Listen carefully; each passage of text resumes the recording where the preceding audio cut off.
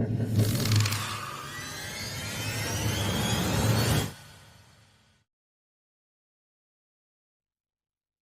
दोस्तों, अगर आप हमारे चैनल पर नए हैं तो प्लीज़ चैनल को सब्सक्राइब कर लें।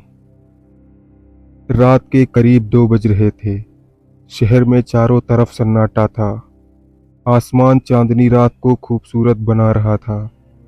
गर्मी से निजात पाने के लिए छत पर एक लड़की अपने 6 महीने के बच्चे को सीने से चिपकाए अनजान डर से गहरी नींद में सो रही थी। तभी उसे महसूस होता है कि मधुमक्खी की आवाज़ उसके कान में गूंज रही है। वो करवट बदलकर फिर से सो जाती है, मगर मधुमक्खी की आवाज़ उसे सोने नहीं देती। अचानक उसकी आंख खुलती है। सामने उसे मधुमक्खियों का एक झुंड डरावने इंसान के आकार में दिखाई देता है। वो चीख पड़ती है और छत की चिमनी से अपनी माँ को आवाज़ लगाती है। पुराने ज़माने में शहरों में भी खाना चूल्हे पर ही बनता था। धुएं को बाहर निकालने के लिए छत पर चिमनियाँ बनाई जाती थी। लड़की की चीख सुनकर तुरंत लड़की का सारा परिवार छत पर आ जाता है और डरावने इंसान के आकार वाले मधुमक्खियों का झुंड वहां से गायब हो जाता है। लड़की की माँ लड़की और उसके बच्चे को नीचे ले जाती है। लड़की बताती है उसके चाचा का भूत आया था। मधुमक्खियों के झुंड में वो उसे डरा रहा था। अभी कुछ दिन पहले परिवार में एक व्यक्ति ने फांसी लगाकर खुदकुशी कर ली थी। अभी उसे साल भर भी नहीं हुआ था। सभी को लगा हो सकता है लड़की अपने चाचा की मौत का सदमा भूल नहीं पाई हो और उसे ऐसा भ्रम हुआ होगा कि मधुमक्खियों के झुंड में चाचा ही आए होंगे। सबने बात को झुठला दिया। फिर एक दिन दोपहर के वक्त गर्मी के दिन वही लड़की अपने बच्चे को सुला रही थी कि तभी उसका बच्चा किसी और तरफ देखकर मुस्कुराने लगा और फिर अचानक रोने लगा। तभी कमरे में किसी अनजान शख्स के होने का एहसास लड़की को डरा रहा था और उसके रोंगटे खड़े हो जाते हैं। वो अपने बच्चे को सीने से लगाकर उस कमरे से निकल जाती है।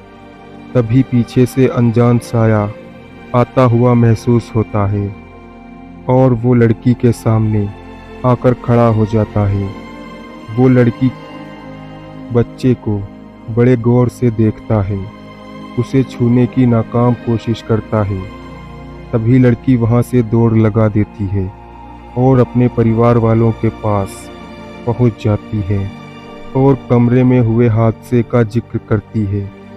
सभी को लगता है कुछ बात तो ज़रूर है, मगर इस बात के खिलाफ कोई ठोस कदम नहीं उठाया जा सकता। घर में शादी का माहौल है। दोपहर का वक्त है। आंगन में पंडित जी पूजा पाठ का कार्यक्रम कर रहे हैं। मेहमानों की भीड़ लगी है, मगर घर के अंदर कुछ और ही चल रहा है। तभी रसोइयों से पूछा गया कि आखिर क्या बात है, चावल क्यों नहीं पक रहा है। वो बताता है चावल की पोटली बार बार घूम जाती है। बात घर वालों से लेकर सारे मेहमानों तक पहुंच जाती है और मेहमानों के बाद पंडित जी तक। पंडित जी को जब यह बात पता चलती है, वो पूजा बीच में छोड़कर आ जाते हैं और बोलते हैं चलो मैं देखता हूँ। जैसे ही पंडित जी रसोई में पहुँचते हैं, वो कहते हैं यही जगह मिली थी खाना बनाने के लिए, यही फांसी लगाया था तुम्हारा भाई, उसकी आत्मा का वास है यहाँ पर। खैर मनाओ, अभी तक कुछ नहीं हुआ। तब सभी लोग बताते हैं रोज का भोजन अलग रसोई में बनता है, इतना बड़ा कार्यक्रम है और खाना भी बहुत सारा बनाना है, तो उसके लिए ये कमरा सही समझा गया।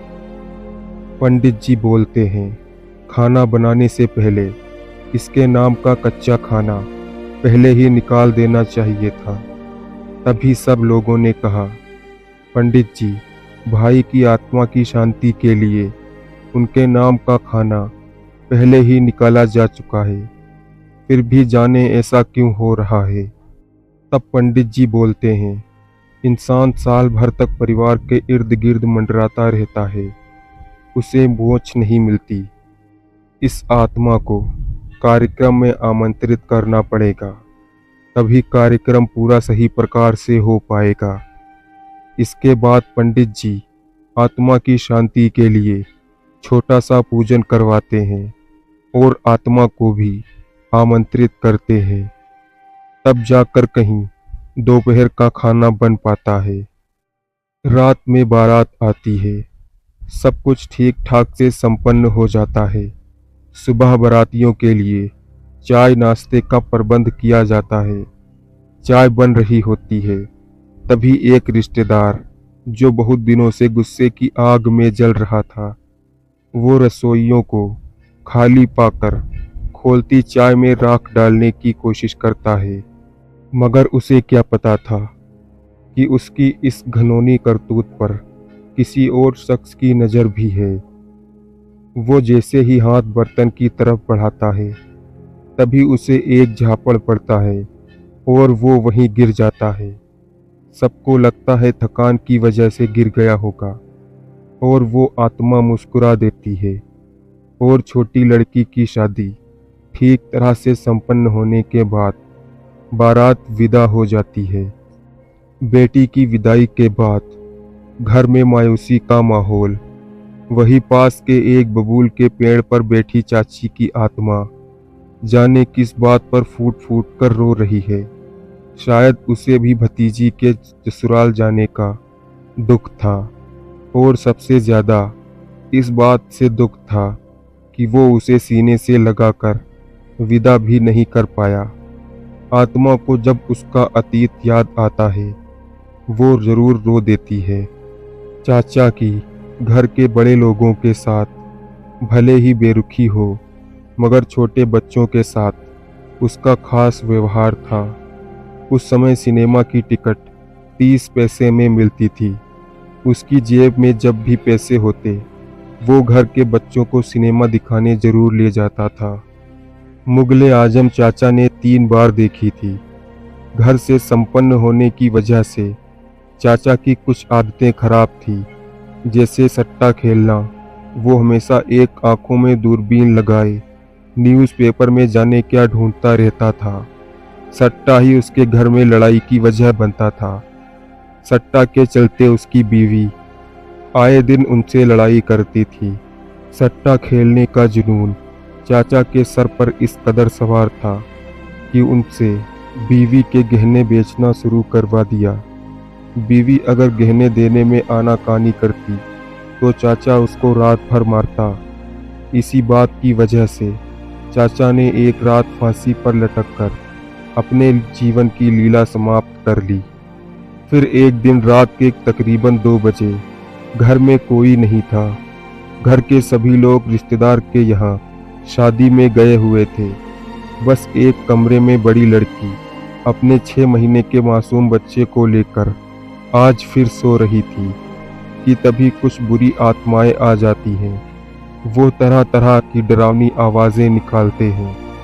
तभी लड़की की नींद खुल जाती है। वो अपने बच्चे को सीने से लगा लेती है, मगर कुछ बुरी आत्माएं उस बच्चे को छीनने की कोशिश करती है।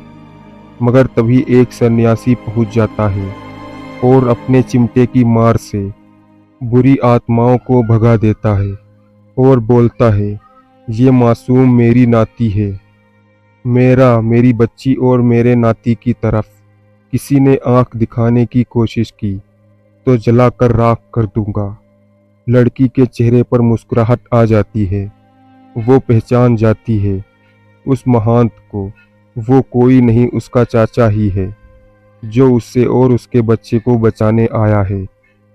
बच्चा भी चाचा की पुचकार पाकर मुस्कुरा देता है और एक तेज रोशनी के साथ सन्यासी जाने कहाँ गायब हो जाता है। दूसरे दिन सवेरे जब घर वाले वापस आते हैं, लड़की फिर उन्हें रात में हुई घटना के बारे में विस्तार से बताती है। साल भर चाचा की आत्मा परिवार के इर्द गिर्द होने का एहसास दिलाती रहती है। लड़की की माँ से आकर हमेशा आत्मा मिठाई मांगती है, मगर अब किसी को ना ही डर लगता है, ना ही परेशानी होती है। और साल भर बाद जब विधि विधान से चाचा की बरसी हो जाती है, तब उनकी आत्मा मुक्ति पा जाती है। अगर आपको ये कहानी अच्छी लगी हो तो चैनल को सब्सक्राइब करें। तो मिलते हैं अगली कहानी के साथ, तब तक के लिए धन्यवाद।